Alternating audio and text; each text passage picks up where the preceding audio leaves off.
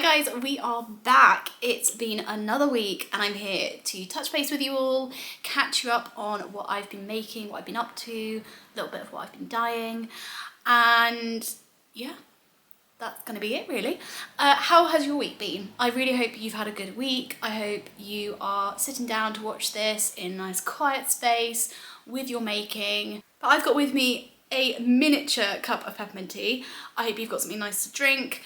I am currently trying to drink 2 litres of water a day. I've got one of those absolutely ridiculous 2-litre bottles that you see lots of fitness people using. I am by no means a fitness person.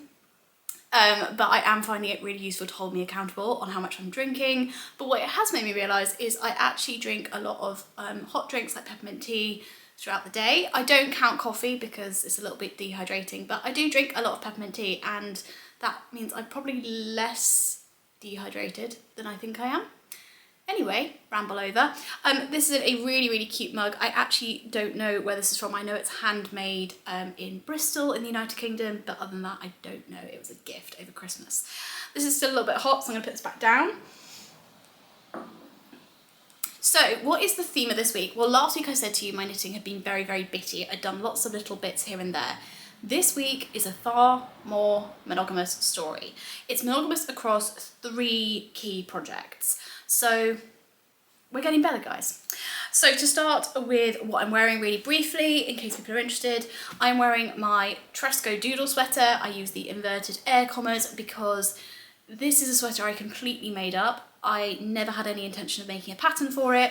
I did not take any measurements. I did not do any calculations. I just increased the round yoke as it felt right.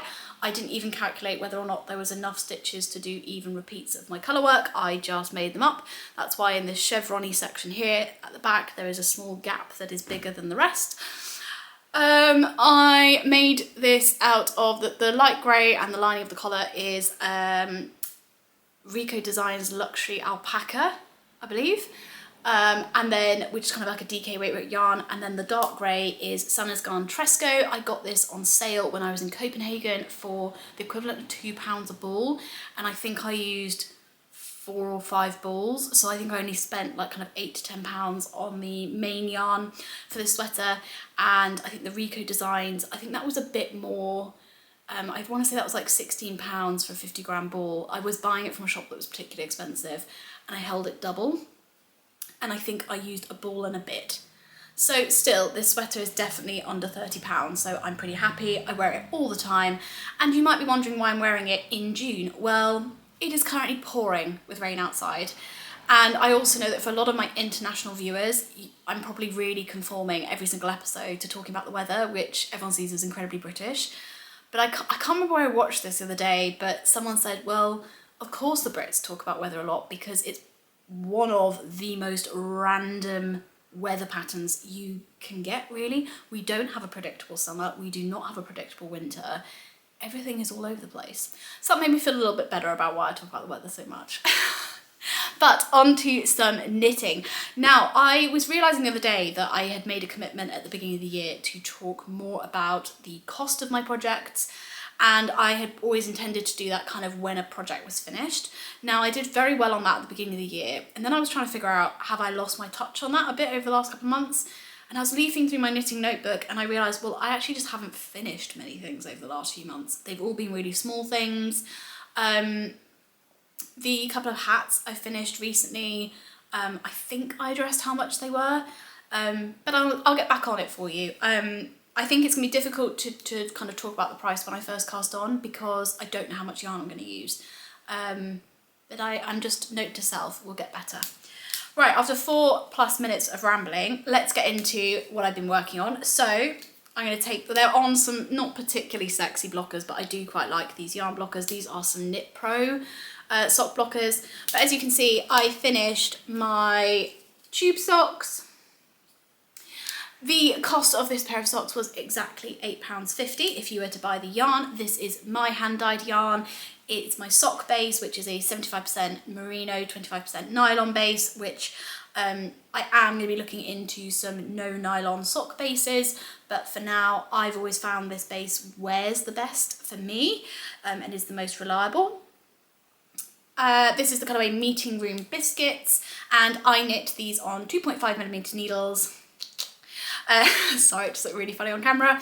I knit these on 2.5mm needles, and I did 68 stitches as a sock tube. I then put 3 stitch I-cord bind offs on both ends, which forms the cuff, and I then did afterthought heels and toes. And as I say, I did this pair in under 50 grams. I've still got a little tiny ball left over. And what else do I want to say? I mean, obviously I've got reasonably small feet. I've got a UK women's size 4 to 5. And I've done these as shorties, but still I think to be able to make a pair of socks for £8.50 in hand-dyed yarn, I'm pretty happy. So that's my finished object for this week. It was a half finished object last week, so really pleased to have those done.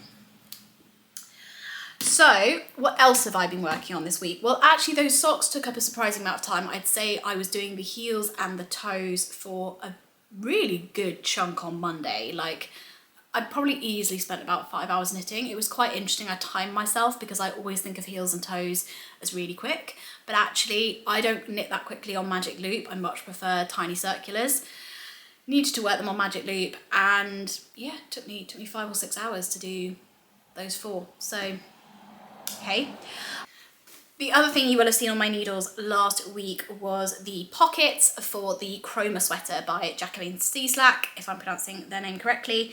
And I had put a photo on screen. I had literally just knit the pockets, and I had said I would need to do some shenanigans when it came to which size I casted on, because my pockets were, I used my pockets as my gauge swatch, and my pockets were coming out at 21 stitches per 10 centimeters, and I needed to be hitting 17 stitches per 10 centimeters. I am knitting this on a DK yarn on 4.5mm needles, and the pattern calls for worsted weight yarns, so that's not so much of a surprise, but I really loved the fabric I was getting. So we did some maths, and essentially what that meant was I needed to cast on the 6th largest size. So that's what I've done. And I cannot stop knitting on this. I am addicted. Now, typically I'm at a point which is actually quite hard to show, but let's give it a go. Ta-da! So, interesting thing. So this is a bottom-up sweater.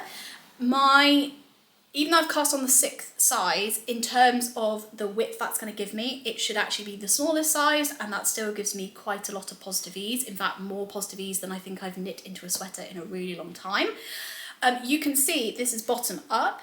The ribbing, the pattern calls for you to do the ribbing on a smaller needle size. I haven't, and this is partially why. Look at that. So it's already like gathering in, and I actually like my ribbing to sit straight on the bottoms of sweaters. Neckline and cuffs, slightly different. And on a fitted sweater, more than happy for it to cinch in, but on a oversized sweater, I don't like it when it cinches in.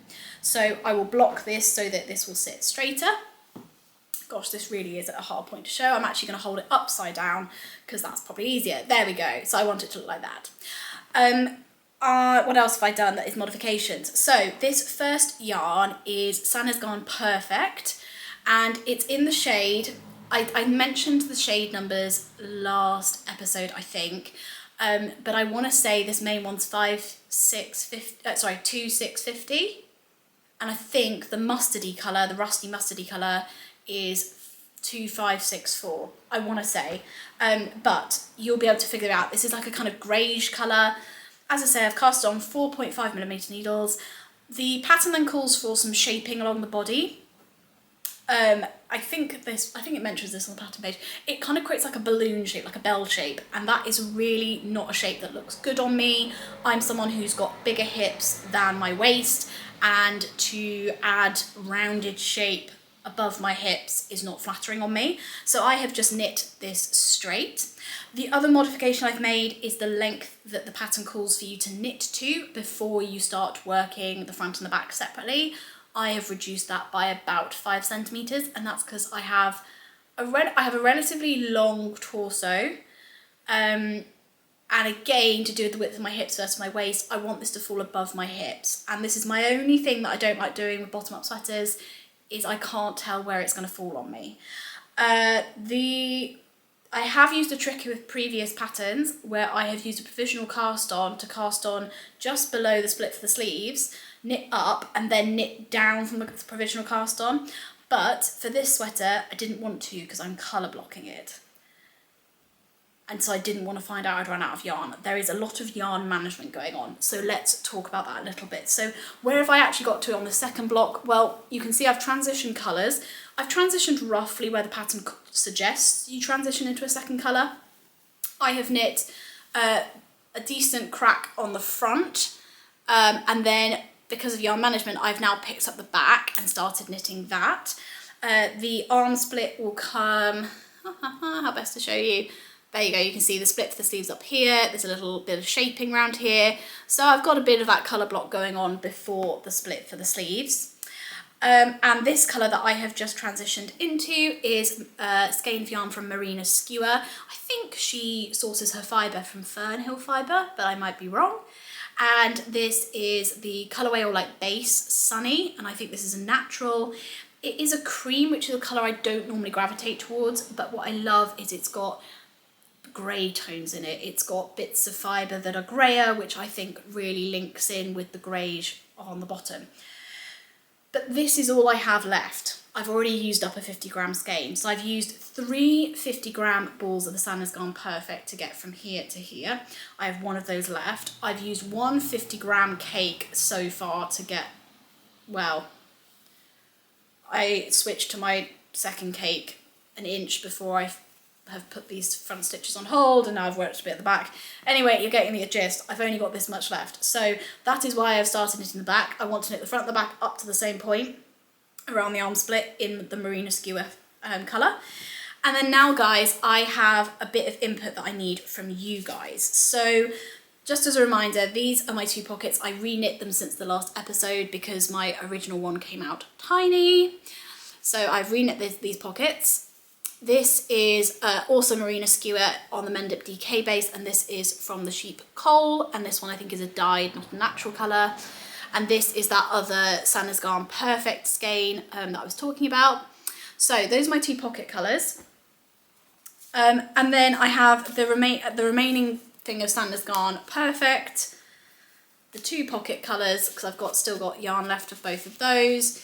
And then I'm trying to figure out, because I'm not going to have enough yarn, but do I introduce this Sandnes Garn Peer Gynt skein, which has got some like grey purpley flecks and some mustard flecks in it?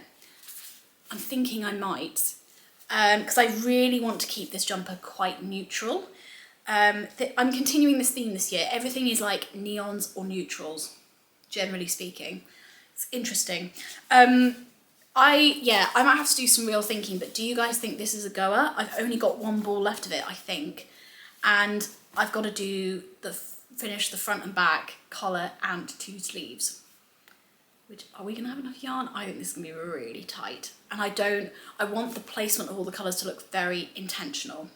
So the other thing I guess I could do is I could go on Marina Skewer's website and see if she has got more of the sunny base, this cream base, so that I can definitely finish the whole of the front of the collar, and then it's the sleeves that end up being colour blocked in the 2 pocket colours. We could do like a stripe and a stripe, and then do the rest of the Sandnes Garn Perfect down here, and then the same on the other sleeve. I think we might have enough for that, but it would still be tight.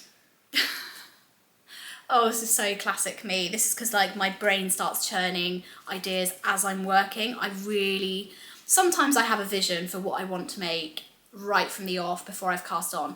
But if that happens, I tend to get bored halfway through the project, because for me, the stimulus is like the thinking up and the creativity of putting colours together. Let me know your thoughts below, guys. What would you do in that situation? But really loving the progress on this. You can see I've knit tons of this in, well, it's less than a week, it's 6 days, because I launched the last weekly update on a Friday. So yeah, there we go. Nice sip of tea. I have another new cast on. Yes, it's been that kind of week. So as you can tell, I monogamously worked on the socks Monday. I worked on the jumper on Sunday and on Tuesday, and then every single day, other than yesterday, when I cast this on, and I monogamously just worked on this. So we're talking kind of semi-monogamy here, guys. This is going to be quite hard to show, and it's going to blow out massively on camera. But yeah, it's going to be really hard to show. What is this? And like, yeah, the nuance is just not quite showing up, which is annoying. So this, it kind of looks like a guinea pig at the moment. This is the Honey Clutch by Petite Knit. I was chatting with Ode, I always double bluff myself on her name, of Bubbles and Berries, and we were chatting about what she has on her needles, what she's been enjoying working on, and she got me thinking about bags and one hat to jump on my needles. So I have used this as a good opportunity to knit up one of my colourways that I'm dyeing. I've been pretty lucky actually as a new dyer. I've had very few skeins where I've gone, that's not quite gone right. But there have been like 2. And one of them was this skein of my Chili Jam colourway on the natural 4-ply base, which is 100% Highland wool. And I don't know if you can see it on camera, but it's just ended up with like some lighter patches. Whereas the other skeins, even within the same dye batch and across all my other bases, they come out as a much more saturated red colour. With still like the nuance of the orange underneath, but not quite as patchy as this. And when I'm knitting it up, you can kind of really see the kind of lighter patches coming through. But I thought this was a good example. I thought I'd knit this up. I love the colour. I think it'd be fantastic as a clutch. And I really wanted to knit with this base, and I am really enjoying it, but more on that later. So yeah, I've cast this on 2.5mm needles. I think I probably should have gone up to a 3mm needle, but this is what I had available, and I don't mind this being a little bit small. I initially thought I was going to hold it with this hot pink, neon pink mohair from Rico Designs again, actually. But I've held it together for the base, but I didn't quite like what it was doing to my Chili Jam colour.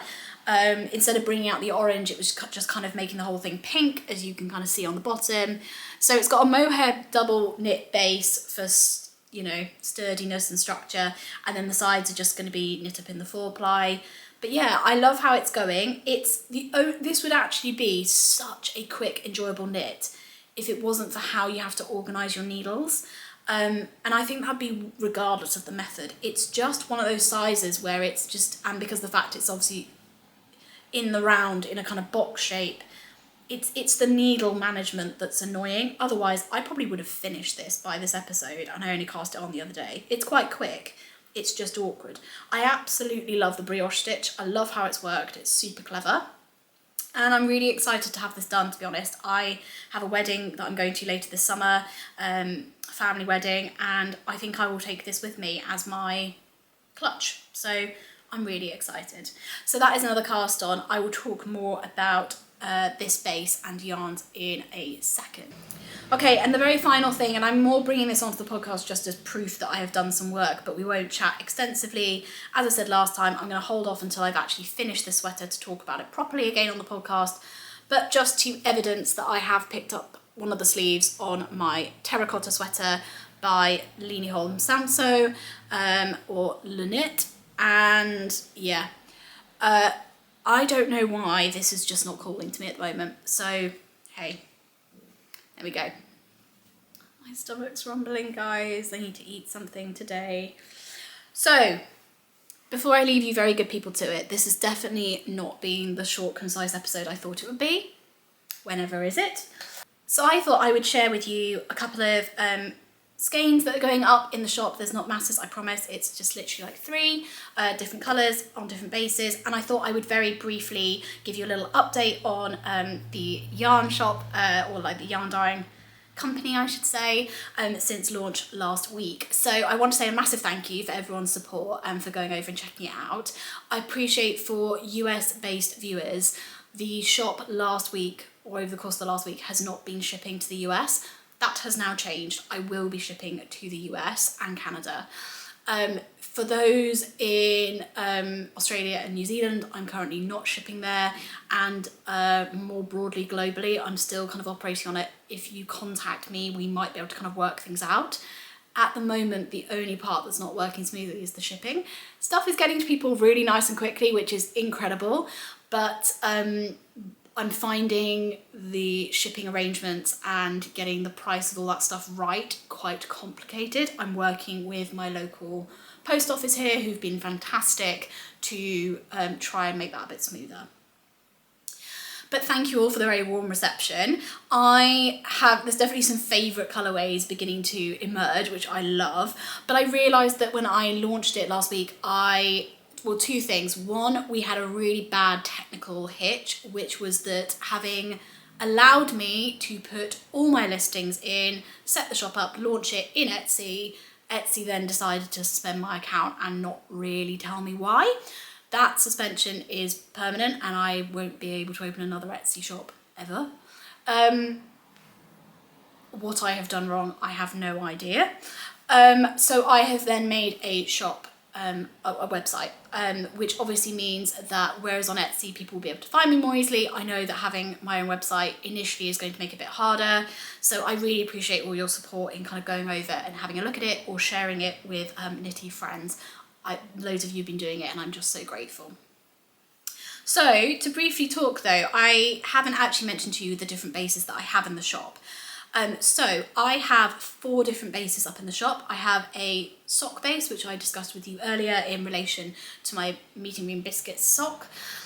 I also have what I'm calling Smooth DK, which is a superwash merino, 100% superwash merino DK base. It's gorgeously plump, quite drapey. It's so plump actually, I think you can knit this up at worsted. And what else? Yeah, it's really gorgeous, really, really soft. It takes colour similar to the sock base, but just gives you that kind of swift, quick gratification of knitting up in DK. The other 2 bases that I have, one is a natural 4-ply base, which I showed you earlier with my honey clutch. I cannot speak more highly of this base. I selected it very carefully. It is 100% natural Highland wool, and it is a 4-ply that is quite round. It'd be great for textured stitches. It's got some drape in it, so for things like shawls, it's fantastic. But it's got that really like polished finish that kind of reminds me of the likes of a Sanders Garn Sunday, the fingering weight base. It reminds me of, I'm trying to think of kind of other good comparators for you. It's just got a really good definition to it whilst having, being 100% natural. You've got great meterage on there. I think 100 grams is like over 400 meters, and I think we're operating at about a 210 meterage for 50 grams.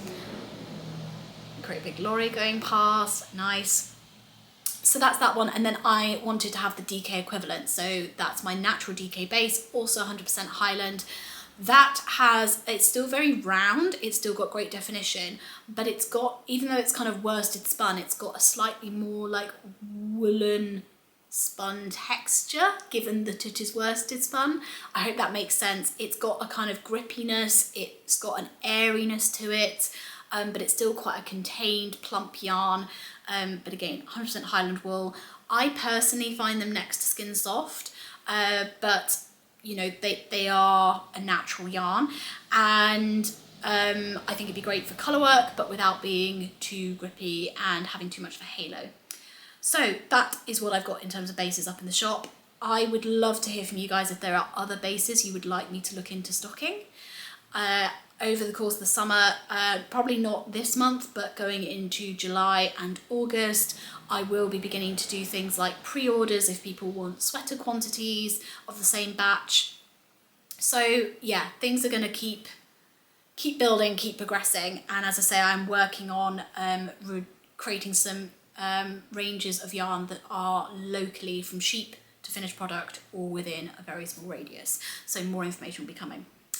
What's in the shop or going into the shop today? I've pretty much dyed up my whole first batch of the first delivery shipment of yarn, undyed yarn that I received, which is really exciting. So I think we are getting towards having approximately 130 skeins in the shop, minus those that have sold so far, which is really, really good.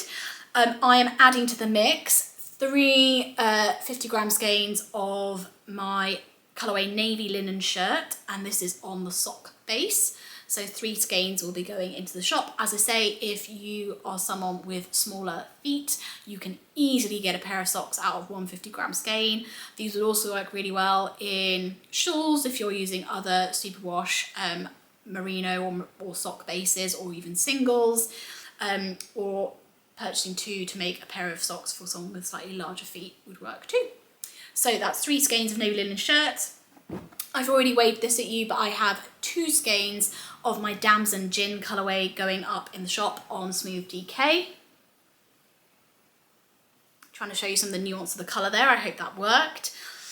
And then finally I have 2 skeins of Autumn Afternoon on my Smooth DK, also going up in the shop.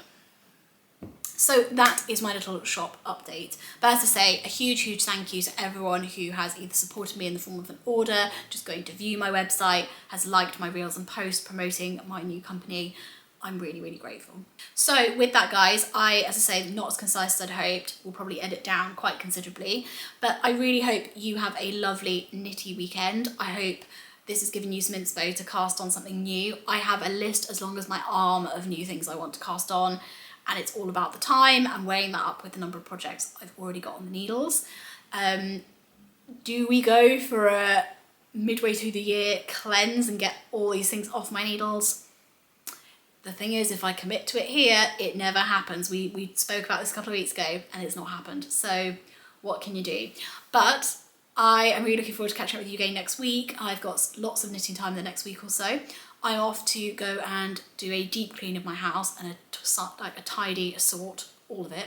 So I'm gonna grab some food, finish my drink and get going. Cheers to you guys. Have a great week and I'll speak to you very soon.